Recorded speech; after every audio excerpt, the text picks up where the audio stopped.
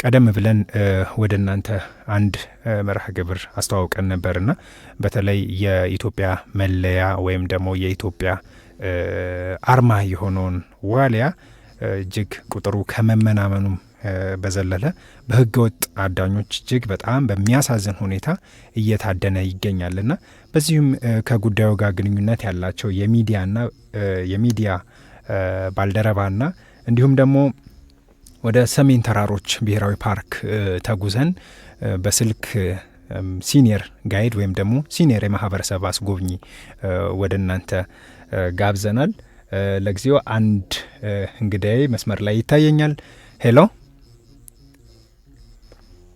ሄሎ ሄሎ ሄሎ፣ አይሰማም? ይሰማል። አብሮ ይስጥልን። ዜድዬ እንዴት ነህ? እንዴት አመሸ? ሁሉ ሰላም አሎ። ክቡራትና ክቡራን አድማጮቻችን እንግዲህ ዜድ ብዬ ጠራሁት የቅርብ ወዳጅና ባልደረባዬ ነውና ጋዜጠኛ ዘሪሁን ግርማ ይባላል። በተለይ በተፈጥሮ፣ በቱሪዝም፣ በታሪክ፣ በባህል ላይ በጣም ኢትዮጵያ ውስጥ አሉ ከሚባሉና እጅግ በጣም በሰፊው ይሰራሉ ከሚባሉ ጋዜጠኞች መካከል አንዱ ነው። ዛሬም እንግዲህ በዋሊያዎች መመናመን እንዲሁም ደግሞ በህገ ወጥ አደን ላይ እስኪ የራሱን ሀሳብ እንዲያቀርብ ነው ወደዚህ የጋበዝኩት። በቅድሚያ ግን ዜድዬ እንኳን አደረሰ። ዛሬ የጸሎተ ሐሙስ ነው። እንኳን አብሮ አደረሰን። ይህ በጣም ልዩ ቀን ነው እና ሁሉንም አድማጮችንም እንኳን አደረሳችሁ ማለት እፈልጋለሁ። መልካም። እስኪ ከሰሜን ተራሮች እንግዳችን እስኪገቡ ድረስ በዚሁ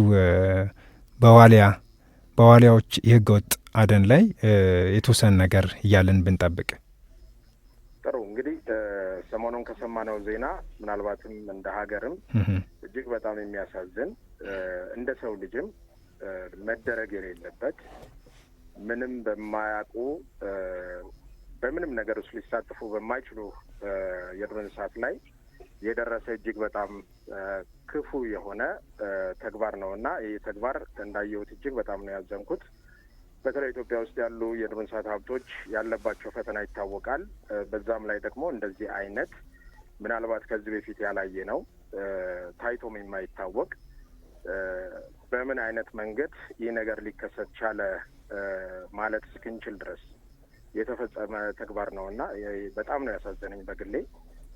ምክንያቱም የዱር እንስሳት ሀብቶች እንደምታውቀው መኖሪያ ያላቸው በመኖሪያቸው አካባቢ የሰው ልጆች ሄደው ነው እነሱ ላይ ጉዳት ያደረሱት እንጂ በሰው ልጅ መኖሪያ አካባቢ መጥተው በሰው ልጅ ላይ ባደረሱት ነገር አይደለም እንስሳቶቹ ላይ ጉዳት የደረሰው እና በተለይ ደግሞ ያሉን ብርቅዬ ከምንላቸው የዱር እንስሳቶች መካከል አንደኛው ዋሊያ ነው እና በዋሊያ ላይ ደግሞ እንደዚህ አይነት ጭካኔ ከምን የመጣ እንደሆነም ለእኔ በግሌ በጣም ግራ ነው የገባኝ። ከዚህ በፊት አይቼም አላውቅም። እዛ አካባቢ ያለው ማህበረሰብ ለዱር እንስሳት ለዋሊያ በተለይ ያለውን ነገር አውቃለሁ እና ይህ ከምን እንደሆነም አላውቅም።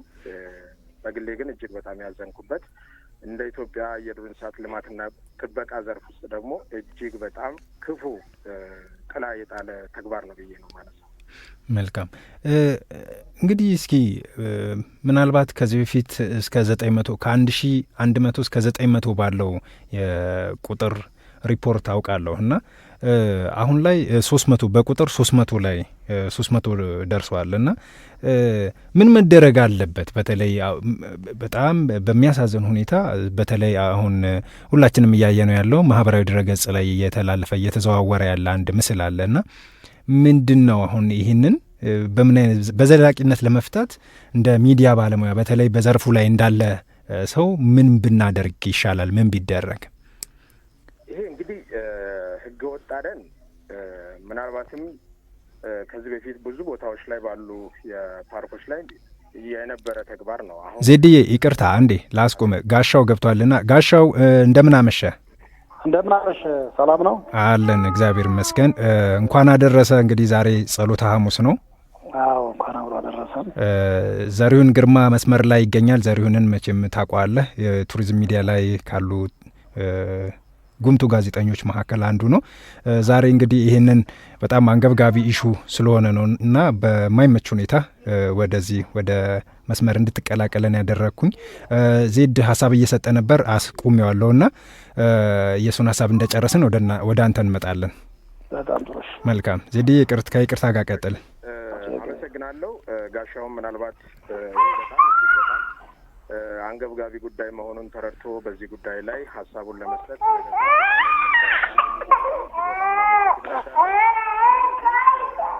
ይሰማሃል? ይሰማኛል። እና ይሄ ነገር ከምን እንዲህ እንደመጣ ብዙ ነገር ሊታይ ይገባል፣ ሊጠና ይገባል። ይህ አስተሳሰብ ከምን ተነስቶ እዚህ ሊደርስ ቻለ? እኔ ግን የሰሜን ብሔራዊ ፓርክ ምናልባትም በሀገራችን ውስጥ ከሚገኙ ፓርኮቹ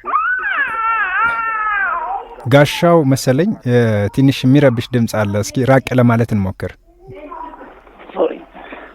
እሺ፣ የጋሻው ስልክ ይመስለኛል። በጣም ጥሩ፣ አሁን አሪፍ ነው። እና በጣም በማህበረሰብ ጥበቃ ትኩረት ሰጥቶት ማህበረሰቡ እንደ ራሱ አድርጎ ከሚቆጥራቸው ሀብቶች መካከል ፓርኩን እንደ ራሱ ሀብት አድርጎ የሚቆጥርበት ማህበረሰብ ያለበት ቦታ ነው እና ይህንን ፓርክ እንደዚህ አይነት ጉዳት ለማድረስ እዛ አካባቢ እንዴት ይህ ነገር ሊከሰት ቻለ የሚለው ነገር በደንብ ጥናትም ይፈልጋል። በደንብ የሚመለከታቸው አካላት ሊሰሩበት ይገባል። ነገር ግን ምን መደረግ አለበት የሚለውን ነገር ቅድም አንተ ስላነሳ እሱ ላይ የተወሰነ ሀሳብ ለማንሳት በኢትዮጵያ ውስጥ ያለው የዱር እንስሳት የልማትና የጥበቃ ስራ እንደምታውቀው በአንድ ተቋም ላይ ነው ኃላፊነቱ የተጣለው። የዱር እንስሳት ልማትና ጥበቃ ባለስልጣን ነው በኢትዮጵያ ውስጥ ያሉ ፓርኮችን ባለው አቅም በውስን አቅሙ በተለይ ባለሙያዎች በራሳቸው ጥረት ፓሽን አድርገው የሚሰሩ ባለሙያዎች ያሉበት ተቋም ስለሆነ በግልም ይህንን ነገር መመስከር ስላለብኝ ነው እና በደንብ ስለማውቀው በራሳቸው ጥረት ፓርኮቹ በተለይም ጉዳት እንዳይደርስባቸው የራሳቸውን ሕይወት አሳልፈው እስከ መስጠት ድረስ የሚሰጡ ባለሙያዎች ያሉበት ተቋም አማካኝነት ነው ፓርኮቹ እየተጠበቁ የተወሰኑ ስራዎችም እየተሰሩበት ያለው። ይህንን ነገር ግን ለኢትዮጵያ በተለይ አሁን ቱሪዝም እንደምታውቀው የኢትዮጵያ የኢኮኖሚ ዘርፍ ነው። ይህንን ዘርፍ ደግሞ የኢኮኖሚ ዘርፍ ካደረግነው ኢትዮጵያ ካላት ሀብቶች መካከል የዱር እንስሳት ሀብት አንድ ነው። ብርቅዬ ሀብቶች ያሉበት የዱር እንስሳት ሀብቶች አሉ ሀገሪቷ ውስጥ። ስለዚህ እነዚህን ሀብቶች በአግባቡ በመጠበቅ መንግስት አስፈላጊውን ትኩረት በመስጠት በዱር እንስሳቶች ላይ ከፍተኛ ጉዳት የሚያደርሱ ሰዎች ላይ ህጋዊ የሆነ እርምጃ በተለይ የህጉ ጉዳይ ብዙ ጊዜ ይነሳል እና ህጋዊ የሆነ አስተማሪ የሆነ እርምጃ በመውሰድ እንደዚህ አይነት ተግባር በሚፈጽሙ አካላት ላይ ዳግመኛ ወደዚህ ተግባር ውስጥ እንዳይሳተፉ ማድረግ የሚችል የህግ ጉዳይ ወይም ደግሞ ህጋዊ የሆነ ማዕቀፍም ሊፈጠርለት ይገባል። ከዚያ ባሻገር ግን የሰሜን ተራሮች ብሔራዊ ፓርክ እንደሚታወቀው አሁን በሰሜኑ የሀገራችን አካባቢ ላይ ያለው ችግር ይታወቃል እና ያንን መሰረት በማድረግ ምናልባትም አይታወቅም ሌላ አጀንዳ ለመፍጠርም የፈለገ አካል ሊሆን ይችላል ብዬ ነው የማስበው እና ይህንንም ነገር ምክንያት በማድረግ እነዚህ በተለይ በሀገራችን እጅግ በጣም ቁጥራቸው እየተመናመነ የሚገኝ ፓርኩ እንደምታውቀው በተደጋጋሚ የእሳት አደጋ ይደርስበታል። በዚህ ምክንያት እነዚህ ዋሊያዎች ራሳቸውን ጉዳት ላይ ይጥላሉ። ምክንያቱም የሚኖሩበት አኗኗር ራሱ የተመቸ ስላልሆነ የእነሱ የተፈጥሮ እንቅስቃሴም ተራራን ጫፍ መሰረት አድርገው የሚንቀሳቀሱ ስለሆነ እንዲህ አይነት አደጋዎች ሲፈጠሩ ራሳቸውን ወደ ታች የመልቀቅ ጉዳት ይደርስባቸዋል እና እንደዚህ አይነት ነገሮች ስላሉበት ፓርኩ ላይ በተለይ ትኩረት ተደርጎ እንደ ክልልም ያለውን ችግር መሰረት በማድረግ አስፈላጊ የሆነ ክትትል ሊደረግበት ይገባል የሚል ሀሳብ ነው ያለው። መልካም ዜድ፣ እመለሳለሁ ወደ አንተ። ጋሻውን በዚህ ጉዳይ ላይ ሀሳብ እንዲሰጥ ጠይቃለሁ። ጋሻው አቤት። እስኪ በተለይ በጣም መነጋገሪያ የሆነ ነው ሰሞኑ አንድ ማህበራዊ ድረገጽ ላይም የሚዘዋወር ምስል አለና አንተ ደግሞ በቦታው በተለይ እንደ ጋይድም ጋይድ ነህ፣ እንደ ሆስት ኮሚኒቲም እዛው የማህበረሰቡ አንድ አካል ነህና ከብዙ መንገድ ጉዳዩን ተረድተኸዋል፣ ከብዙ መንገድ መግለጽ ትችላለህና እስኪ የምትለን ጉዳይ ካለ በዚህ ዙሪያ ላይ። ኦኬ፣ ሰሞኑ በተደረገው ነገር እጅግ በጣም ያላዘነ በጣም ያልተቆጨ አካል የለም ማለት እችላለሁ። እንደሚታወቀው የዋሊያዎች ቁጥር ከዚህ በፊት ወደ 900 አካባቢ ነበረ የነበረው ዳታ እና በቅርቡ እየሰማን ያለን ዳታ ደግሞ እጅግ በጣም የሚያስደነግጥ ከነበረው 900 ወደ 300 በከፍተኛ ሁኔታ ያሽቆለቆለበት በዚህ አጭር ጊዜ ውስጥ ነው ያለው እና እጅግ በጣም የሚያሳስብ ደረጃ ላይ ነው ያለው። በነገራችን ላይ ፓርኩ እንደ ፓርክ እንዲመሰረትም ካደረጉት አንደኛውና ዋነኛው ነገር ዋሊያ በአካባቢው መገኘት ነው በዋነኝነት። ነገር ግን አሁን እየሆነ ያለው ጭራሽኑ የፓርክነት እንትኑን ለማጥፋት ምንም የቀረው ነገር እንደሌለ ነው የሚያሳውቀውና እንደኔ ያው ጥሪ ያለ ነገር ነው። ብዙ መናገር አልችልም። ጥሪ ያለ ነገር ምናልባት ሁለት ነገሮች ነው የሚታዩኝና አንደኛው የህግ መራላት አንዳንድ ጊዜ ምንድነው ሰዎች ያው በአንድም በሌላ መንገድ በፓርኩ ዙሪያ አንዳንድ ጥፋቶችን ሊፈጽሙ ይችላሉ። ነገር ግን አስተማሪ የሆነ እርምጃ የህጋዊ እርምጃ ሲወሰድባቸው አናይም እና እነዚህ ምክንያቶች ናቸው እንግዲህ በተደጋጋሚ አሁን ስጋት ላይ ደረጃ ላይ እንዲደርስ ያደረጉ ነገሮች አንዱ ያው የህግ መላላት ነውና ተገቢውን ቅጣት ህጋዊ ቅጣት አለመስጠት አንዱ ችግር ነው ያስባለሁ። ሌላው ሁለተኛው ምንድነው የፍትሃዊ ተጠቃሚነት። እንደምታውቀው እንግዲህ እዚህ አካባቢ ዋናው ከግብርናው ቀጥሎ ዋናው የኢኮኖሚ ቱሪዝም ነውና እጅግ በጣም ብዛት ያለው ማህበረሰብ ነው የሚጠቀመው በዚህ ፓርክ ዙሪያ። ፓርኩ ደግሞ ወደ 6 ወረዳዎችን ያካተተ ነው። በጣም ሰፋ ያለ ቦታ አካቶ የያዘ ነው። ነገር ግን ፍትሃዊ ተጠቃሚነቱ ላይ እጅግ በጣም የሚቀረው ነገር አለ። ያው ወደፊት ምናልባት የተለያዩ ምክክሮች ሊኖሩ ይችላሉ። በዚህ አጋጣሚ ግን የመናገር ብፈልገው ያው ዘሪሁን እንደምታውቀው በጣም ብዙ ማህበራቶች አሉ በፓርኩ ዙሪያ ፓርኩን መሰረት አድርገው የተቋቋሙና በቱሪዝም ተጠቃሚ እንዲሆኑ እጅግ በጣም ብዛት ያላቸው ማህበራቶች አሉ። ያ አንድ በጎ ነገር ሆኖ እያለ ነገር ግን ሁሉንም አካባቢ አካታች በሆነ መልኩ ተጠቃሚ ከማድረግ አንጻር እጅግ በጣም ብዙ ነገር ይቀረዋል። በዚህ ዙሪያ ላይ ማህበረሰቡን ያሳተፈ ጉዳይ ለመስራት መንግስትም ሆነ ሌሎች የሚመለከታቸው አካላቶችን ያሳተፈ ስራ አልተሰራም ከዚህ በፊት? ምናልባት አንዳንድ የማውቃቸው ጉዳዮች ስላሉ ወይስ አፈጻጸም ላይ ችግር አለ? ምናልባት እስኪ ይሄንን ግልጽ ብታደርግልን። አፈጻጸሙ ላይ ነው። አፈጻጸሙ አንዴ ሀሳቡ እንዳለው ግን አፈጻጸሙ ላይ እጅግ በጣም ብዙ ክፍተቶች አሉ። ከዚህ በተጨማሪ እኔ መናገር የምፈልገው ምንድን ነው አንዱ ትልቁ ተጽዕኖ ከፓርኩ ዙሪያ እንደነገርኩህ ብዙ ማህበራቶች አሉ። እነዛ ማህበራቶች የተለያዩ ተቋማት ደግሞ ሊድ የሚያደርገው ባህልና ቱሪዝም ነው። እንግዲህ ፓርክ የሚሰራው ስራ የፓርኩን ጥበቃና ቁጥጥር ማስኬድ ነውና እነዚህ ፍትሃዊ ተጠቃሚነት አለመኖር በፓርኩ ላይ የሚያስከትለውን ጫና ባህልና ቱሪዝም ያን ያህል ለእንትን ላይለው ይችላል እና የበላይነት አለ። ለምሳሌ የባለቤትነት ጉዳይ እጅግ በጣም አሳሳቢ ነው። እዚህ ላይ ምንድነው ግልጽ ለማድረግ ያህል እነዚህን እንግዲህ በፓርኩ ዙሪያ ያሉ አካላቶችን በሙሉ ተጠቃሚ ሙሉ አንዴ ተጠቃሚ አይሆንም፣ ግን ያው ፍትሃዊ የሆነ ስርጭት እንዲኖር ከማድረግ አንጻር ለፓርኩ ጥበቃና ቁጥጥርም በሚያመች መልኩ እንዲሆን እነዚህን ተቋማት ከማደራጀት ከመመልመል እና ከመቆጣጠር አንጻር እጅግ በጣም ክፍተቶች አሉ። መልካም። እሺ፣ ጥሩ ቀጥል ጋሻው። ስለዚህ እዛ ላይም ደግሞ በደንብ እንዲያው ያልታየ ነገር ስላለ በደንብ ቢታይ የተሻለ ነው ብዬ አስባለሁ። መልካም። ዜድ ምናልባት እንደ ሚዲያ ባለሙያ ያው ጋሻው የዛው አካባቢ ተወላጅ እንዲሁም ፕሮፌሽናል ነውና የምትጠይቀው ጥያቄ ካለ? አክቹዋሊ ለጋሻው ጥያቄ ሳይሆን ጋሻው ያነሳው መሰረታዊ ነገር አለ። ቅድም ያልኩ ይሄንን ነው። አሁን ይሄ ጉዳት ደርሷል። ይሄ ጉዳት የደረሰው ለምንድን ነው የሚል ጥናት መደረግ አለበት ያልኩ ቅድም ለዚህ ነው። አየህ፣ እንደዚህ አይነት በአንድ ማህበረሰብ ውስጥ የሌለ ባህል ወይም ደግሞ ማህበረሰብ ውስጥ ከዚህ በፊት ያልተፈጠረ አይነት ጉዳይ አዲስ ነገር ሲፈጠር ለምን ተፈጠረ ብሎ መጠየቅ ነው የሚያስፈልገው። እዛ አካባቢ የመልካም አስተዳደር ችግሮች ሊኖሩ ይችላሉ። በፓርኩ አጠቃቀም ላይ የራሱ የሆነ ክፍተት ሊኖር ይችላል። አንድ ማህበረሰብ ቅሬታ ሊኖረው ይችላል። እነዚህ ነገሮች በደንብ መታየት አለባቸው። ግን እኔ ምንድን ነው የሰሜን ተራሮች ብሔራዊ ፓርክ በሀገራችን ውስጥ ካሉ ፓርኮች በመልካም ነገር በተለይ ማህበረሰብ ሪስፖንሲብል ሆኖ ኃላፊነት ወስዶ በአካባቢው ላይ የሚገኘውን የተፈጥሮ ሀብት በመጠበቅ ከተፈጥሮ ሀብቱ ተጠቃሚ ነኝ ብሎ የሚያምን ማህበረሰብ ያለበት ቦታ ነው ብዬ ነው ማስበው።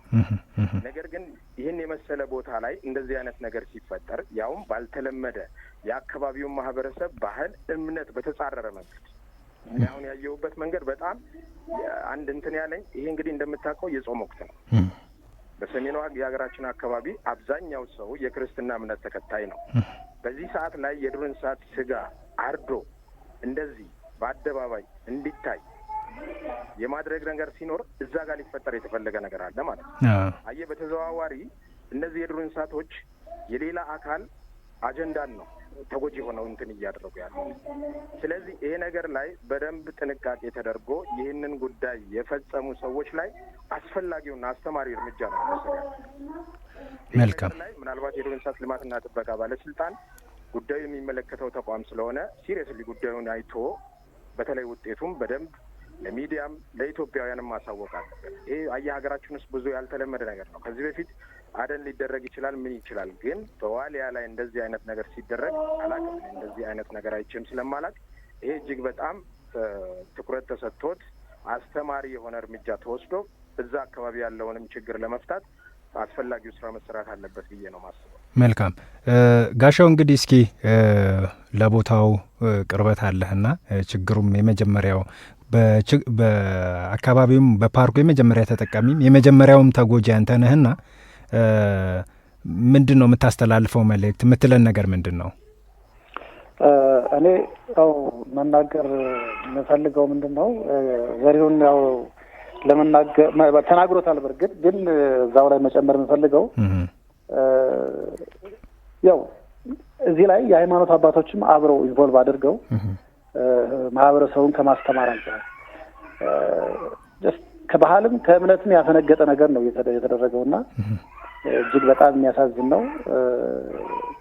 ይሄ የሃይማኖት አባቶችም አብረው እንደ አንድ ኃላፊነት ተሰምቷቸው አብረው ማህበረሰቡን የሚያስተምሩበት መንገድ ቢፈጠር ጥሩ ነው ብዬ አስባለሁ። ሌላው ደግሞ ምንድን ነው ቅድም ያው ፍትሐዊነትን ያነሳውበት ዋነኛው ምክንያት ምን እንደሆነ ታውቃለህ? ያው ያልተሰማው ሰው የለም ይህ ችግር ሲፈጠር ገብቷል። ግን ምን አለ መሰለህ እነዚህ ሰዎች ወንጀል የሚፈጽሙትን ሰዎች ከማህበረሰቡ የተደበቁ አይደለም። ነገር ግን አጋልጦ ለመስጠት እንደዚህ አይነት በተደጋጋሚ የሚፈጠሩ የመልካም አስተዳደር ችግሮች እንደ አንድ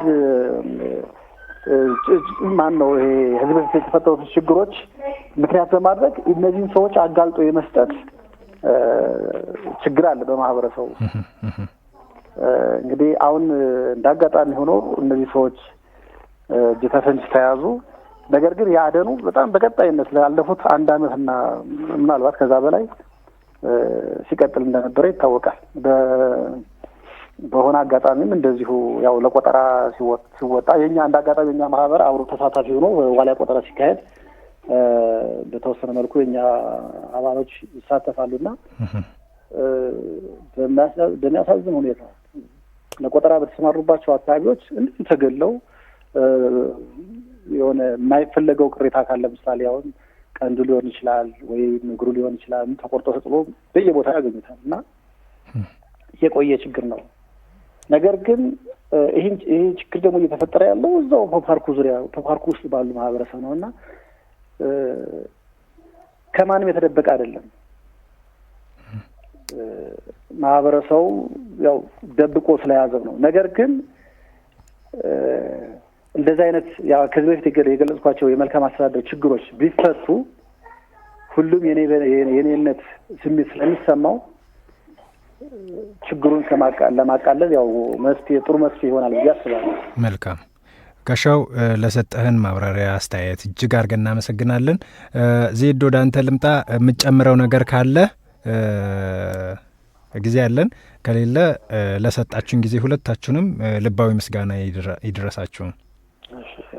በጣም ነው አመሰግነው ዘሪሁን። ይሄን ሀሳብ በተለይ ትኩረት አድርጋችሁ እናንተም በፕሮግራማችሁ ላይ ማንሳታችሁ በጣም ትክክለኛና ወቅታዊም ነገር ነው እና በተለይ በዚህ ላይ ማህበረሰቡ ጋር ወርዶ ማወያየት በጣም ያስፈልጋል። ቅድም ጋሻው አካባቢው ላይም ስላለ ያለውንም ችግር ስለሚያውቀው ጥሩ መረጃም ሰጥቷል ብዬ አስባለሁ ለሚመለከታቸው አካላት እና ይህንን ጉዳይ ወርዶ ማወያየት ያስፈልጋል።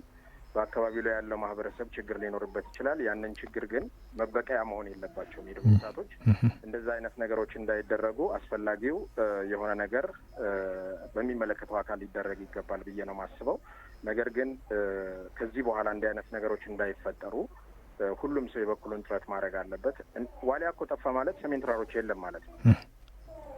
አንደኛው የሰሜን ተራሮች መገለጫ የፓርኩ መገለጫ ዋሊያ ነው። ሁለተኛ ደግሞ የሀገራችን አንደኛው ኤንደሚክ የሆነ ወይም ብርቅዬ የሆነ እንስሳ ነው። ከዛ ባሻገር ይሄ የሰሜን ተራሮች ብሔራዊ ፓርክ የዓለም አንዱ ቅርስ ነው። በዚህ ልክ ይሄ ነገር ሲፈጠር በቅርሱ ላይ የሚመጡ ብዙ ጫናዎች ይኖራሉ። ያንንም መሰረት በማድረግ የደረሰውን ጉዳት በአስፈላጊው መንገድ ምርምር በማድረግ በተለይ ውጤቱን የተወሰደውን እርምጃ እንደ ሀገር ለዜጎች መታወቅ አለበት። ለሚዲያዎችን በደንብ መገለጽ አለበት።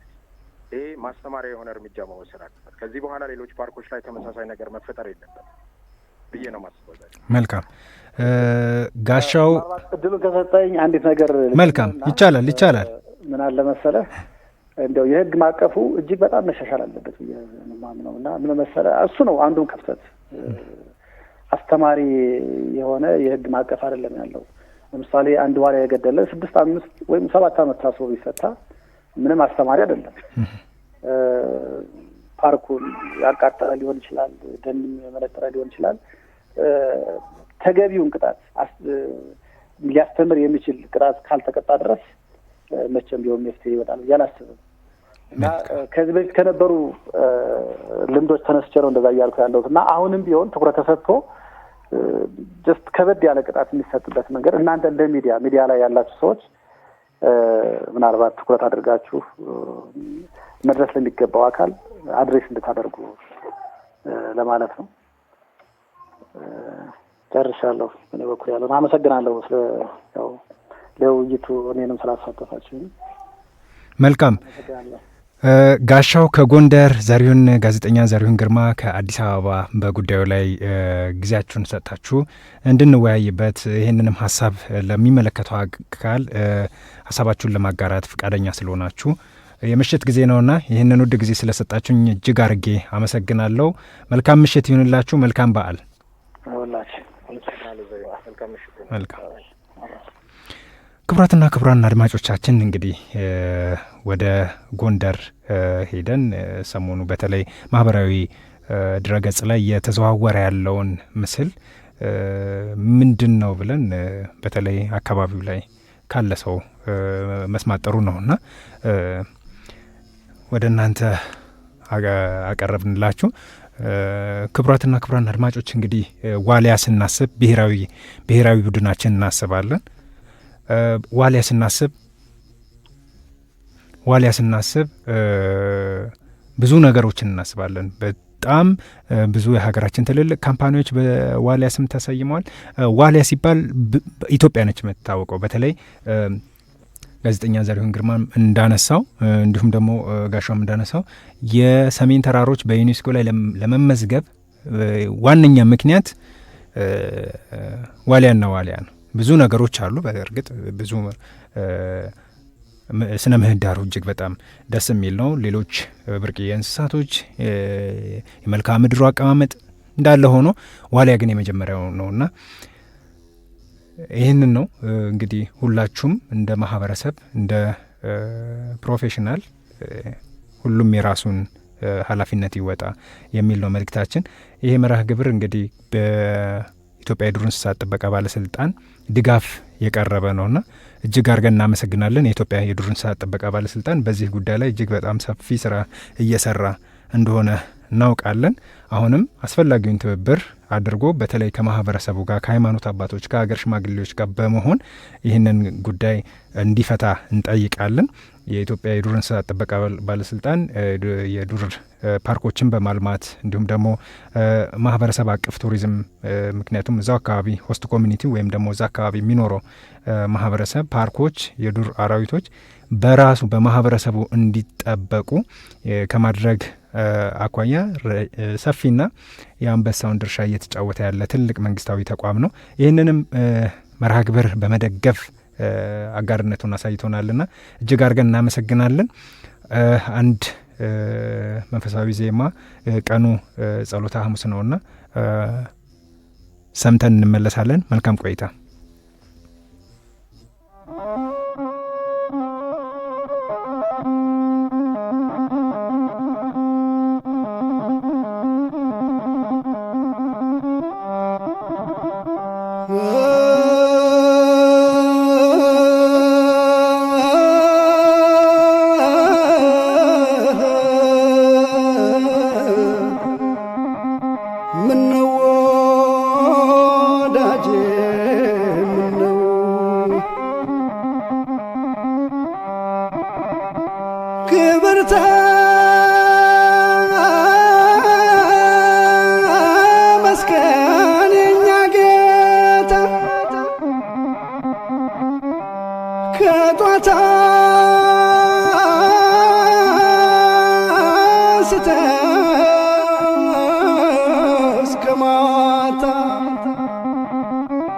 ውለታው ብዙ የእግዚአብሔር አመስጋኝማ ቢኖር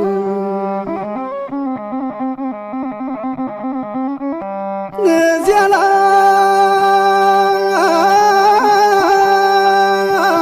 ሆኖ ቢጠራኝ ወይ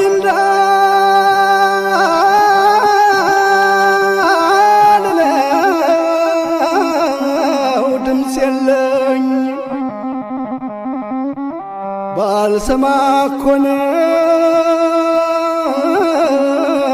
ዝምታዬ። አቤት አቤቱ ጌታዬ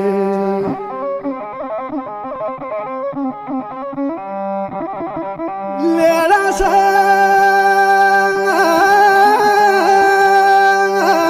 መስላኝ እመቤቴ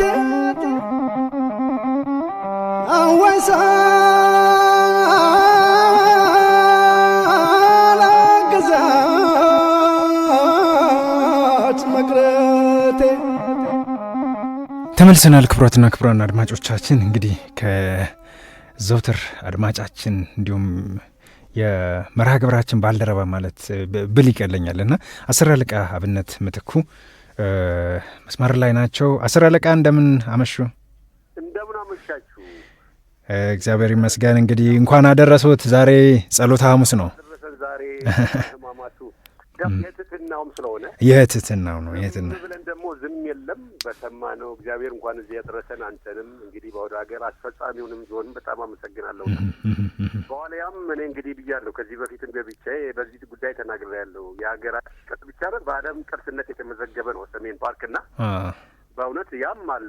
የእነሱ ብቻ ሳይሆን የሁላችን ነው ህመሙና ባይሆን ጥሩ ነበር ከሆነ ሲለፍ እንግዲህ ከዚህ ጋር ህመማቱን በጸጋ ትህትናውን እንናገርና በዛ እንግዲህ እንደ አንድ እንግዲህ አሁን አስተናል ብያለሁ ነው። የዶሮ ኢትዮጵያን ነበር ምለው አሁን አፍሪካን አትንኩ እሷን ከደካች ይመጣልኩ ብዬ ይመጣልልኩ ሁላችንንም ጠብቁ ነውና በኋላው ጉዳይ ሁላችንም ነው ያልታመመ የለም። እዛ ያለው ጋዜጠኛና እዛ ብቻ ሳይሆን ስናየው እኔም አይቼዋለሁ። ግን በጣም የሚሰቀጥጥ ሁኔታ ነውና ልቦና ይስጠን፣ ወደ ልቦናችን እንመለስ። እንዲህ አይነት ነገር በኢትዮጵያ ታሪክ እንዳይደገም እላለሁ። ብዙ አየሩናሊዝም የተሰማኝን ሀዘንና መድረሳችን ደግሞ እንኳን አደረሰን ለማለት ነው። መልካም 10 አለቃ እንደው አንድ ነገር እንበልና ከዚህ በፊትም እርሶም አንስተውታል፣ ብዙ እንትን ብለንበታል። ከ900 ወደ 300 ነው የወረደውና ቁጥሩ በጣም የሚያስደነግጥ ነው። እንዳው ምናልባት የፖለቲካ ችግር ይኖራል፣ የኢኮኖሚ ተጠቃሚነት ፌር ወይም እኩል የሆነ የኢኮኖሚ ተጠቃሚነት ላይኖር ይችላል። ያንን እልህ ግን በብርቅዬ የሆኑ እንስሳት ላይ መወጣት እንዴት ያዩታል? ምናልባት እርስዎ ወታደራዊም በወታደሩም እንደ ሲቪልም እንደ ወታደርም ምን ይሉናል? በነገራችን ላይ እኛ እንደውም ሁልጊዜ ላለው የጦርነት ቆንጆና የሰላም አስቀያሚም በጦርነት መካከል ራሱም ደኑ ሲቃጠል እኮ አራዊቶች ይበረግጋሉ፣ ይጠፋሉ አይደል? ይሰደዳሉ አይደለም? እነሱ ላይ ጥቃት እንደ አንድ ወታደር እኔ ማንም ቢሆን ማንም ይሄ ማለት ምን ማለት ነው?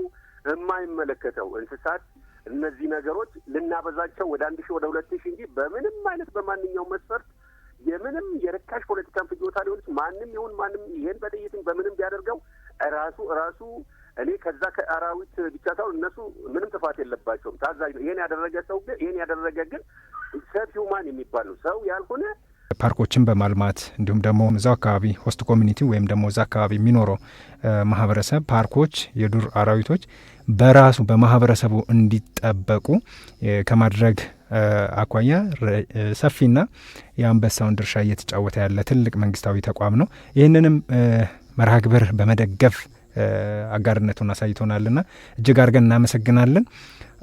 አንድ መንፈሳዊ ዜማ ቀኑ ጸሎተ ሐሙስ ነውና ሰምተን እንመለሳለን። መልካም ቆይታ።